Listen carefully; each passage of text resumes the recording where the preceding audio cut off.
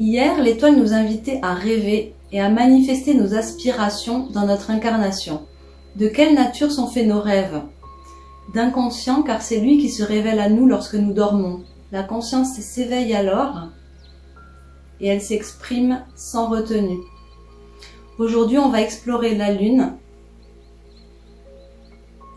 arcane numéro 18 des lames majeures du tarot.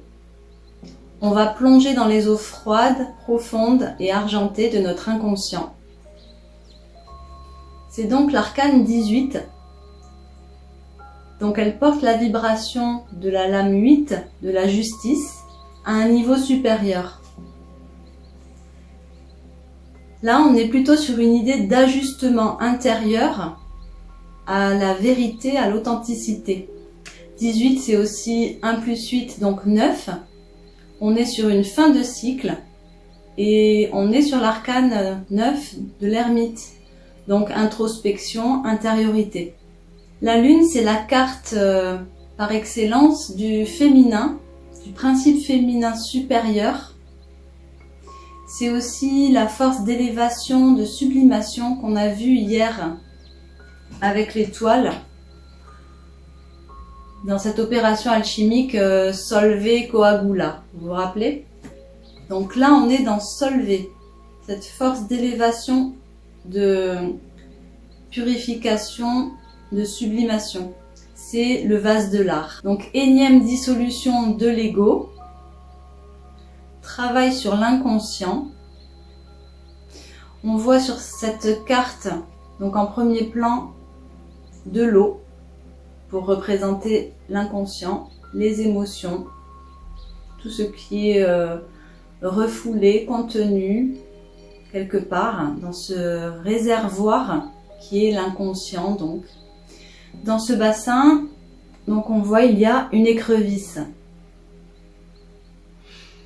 Alors d'abord, le bassin, ça évoque pour nous ce qu'on a vu précédemment dans la carte de l'arcane sans nom, l'endroit où loge l'âme. Un des endroits en tout cas où loge l'âme. Première chose. Deuxième chose, donc cette écrevisse. Alors l'écrevisse, là on la voit, elle est sous l'eau, mais sur certaines cartes, elle est en train de sortir de l'eau, comme si elle était attirée par la lune. Pourquoi une écrevisse? Une écrevisse passe l'hiver au fond de son trou, caché, dans la terre ou entre les racines. Elle se nourrit de cadavres de poissons, de déchets, de débris végétaux, d'algues. Elle purifie, elle nettoie, elle filtre l'eau et donc joue un rôle très important. Ici, on va filtrer, nettoyer, purifier les eaux de notre inconscient. Elle symbolise la vie renaissant dans les mondes aquatiques et nous, ça nous fait penser à notre monde émotionnel, inconscient, voilà, qui va pouvoir trouver un renouveau, s'alléger grâce au travail de filtrage, de nettoyage, d'épuration. Écrevisse, homard, c'est un peu la même famille. Le homard symbolise la résurrection du Christ parce qu'il perd au printemps son enveloppe pour refaire une nouvelle carapace. Donc c'est intéressant aussi au niveau de la symbolique. C'est aussi le symbole du cancer, donc dans le zodiaque.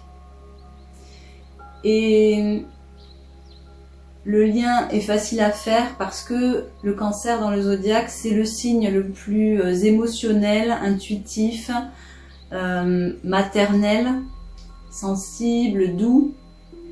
Et du coup, on est bien dans la suite de l'étoile, avec ce côté très intuitif, la sensibilité, la douceur qui était dans cette carte. On se retrouve à plonger une énième fois dans notre inconscient. Il faut faire et refaire un nombre incalculable de fois le travail tout au long de notre vie en fait. C'est pas quelque chose qu'on fait une fois et c'est terminé. Il faut y revenir, c'est cyclique en fait, un peu comme les cycles de la Lune. Cette Lune est reliée donc au signe du Cancer, c'est l'astre qui domine ce signe. Donc c'est l'astre majeur, maître du signe du Cancer. Et donc la gardienne des émotions, on sait qu'elle exerce une grande force sur l'eau, les marées, etc. C'est la gardienne du féminin aussi, de ses mystères. Et elle représente aussi l'argent, le métal. Donc on peut penser au vif argent des alchimistes. Qui dit lune dit nuit. Il y a une certaine poésie de la nuit, le côté sombre mais calme, silencieux, immobile.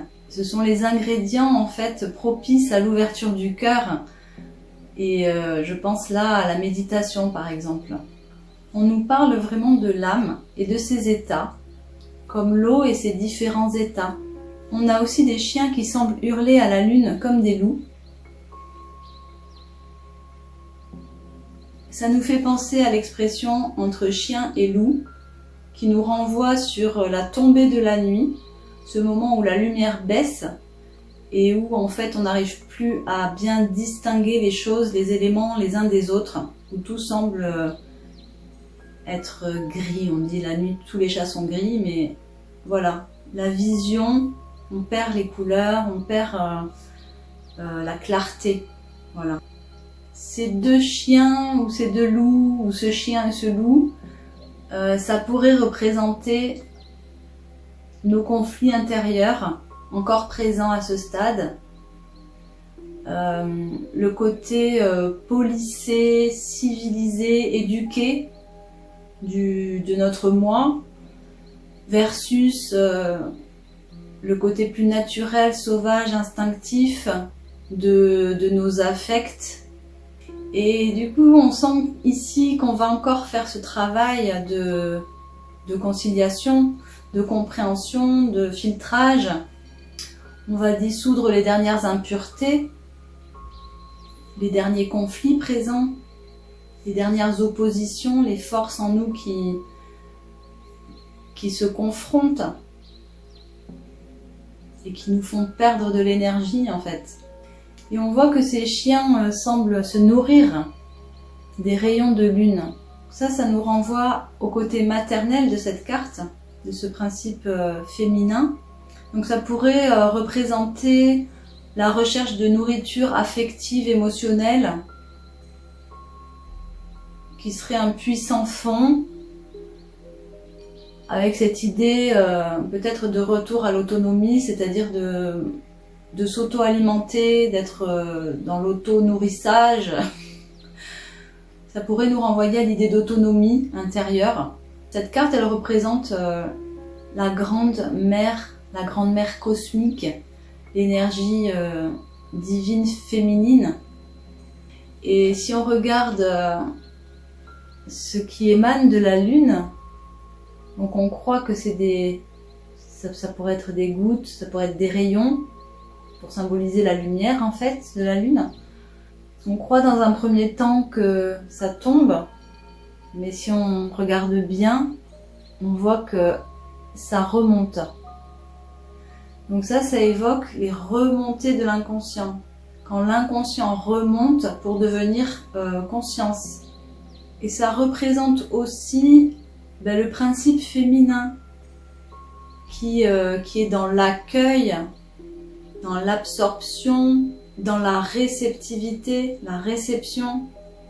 Et en parlant de ça, si vous avez déjà mis votre linge la nuit sous la lune, vous avez vu à quel point elle absorbe effectivement toutes les couleurs. La lune, ça évoque aussi les cycles du féminin. On dit que si le cycle de la femme suit le cycle de la lune, alors c'est le signe qu'elle est bien alignée, à la vie, au vivant et à sa propre nature. Donc on parlait du principe féminin, ici ça représente aussi l'anima. L'anima, c'est l'ensemble des images et des archétypes féminins présents dans l'inconscient de l'homme. Ça symbolise la dimension affective, émotionnelle et intuitive, créative aussi, qui complète la conscience masculine. Donc ça peut parler de femmes dans un tirage, mais ça peut aussi parler de cette partie féminine en l'homme, si c'est un homme qui fait le tirage par exemple. On distingue sur la carte, donc dans le fond, 2 tours. On est sur quelque chose de bien gardé. C'est un peu comme des fortifications, peut-être nos derniers remparts qui tombent. Et ça fait penser aussi aux piliers qui sont sur la carte de la papesse, qui évoquent l'entrée du temple, le corps comme espace sacré, avec cette ouverture sur l'inconscient. Avec cette carte, on s'autorise à vivre nos émotions, les résistances vont se relâcher, on va plus se laisser dominer par ses affects. On voit que l'eau est contenue, stabilisée, donc il y a quand même une idée de maîtrise et de travail volontaire, comme avec l'ermite, d'aller voir en nous, d'aller regarder, introspecter, tirer des conclusions, évoluer. Sur la carte, on voit que c'est un bassin, l'eau est calme, et donc l'eau devient un miroir en fait dans lequel on va pouvoir se regarder. Mais il y a vraiment une idée de calme reliée à cette carte aussi. Tout est caché à l'intérieur, comme nos transformations les plus profondes.